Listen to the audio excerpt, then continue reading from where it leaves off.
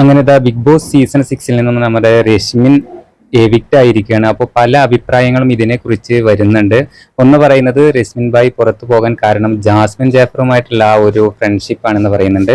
കൂടുതൽ അഭിപ്രായങ്ങളും പറയുന്നത് ജിൻഡോയാണ് രശ്മിൻ ഭായ് പുറത്തു പോകാനുള്ള കാരണം എന്നൊക്കെ പറയുന്നുണ്ട്. എന്നാൽ പൊതുവായിട്ടുള്ള അഭിപ്രായം എന്തെന്ന് വെച്ചാൽ ജസ്മിൻ നല്ലൊരു ഗെയിമർ ആണോ എന്ന് ചോദിച്ചാൽ അതെ ആയിരുന്നു.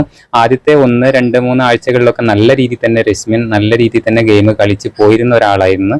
പിന്നീട് ഗബ്രി, ജാസ്മിൻ ഇവരുടെ ഈ ഫ്രണ്ട്ഷിപ്പിൽ എത്തിയതിനു ശേഷമാണ് രശ്മിന് ബാഡ് കമന്റുകളൊക്കെ വന്നു തുടങ്ങിയത്.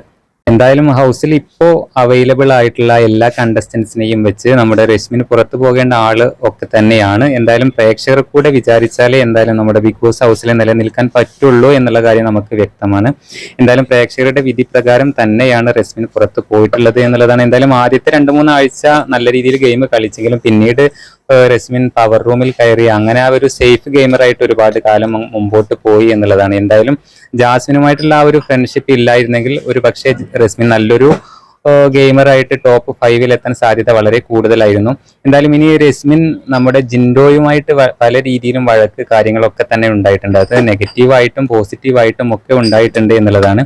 എന്തായാലും രശ്മിന്റെ ഈ ഒരു എവിക്ഷന് കാരണം ജിൻഡോയാണോ, ജാസ്മിൻ ആണോ, അതോ മറ്റ് കണ്ടസ്റ്റന്റ് ആണോ എന്നുള്ളത് നിങ്ങളുടെ അഭിപ്രായം എന്തായാലും താഴെ കമന്റ് ആയിട്ട് അറിയിക്കാൻ മറക്കരുത്.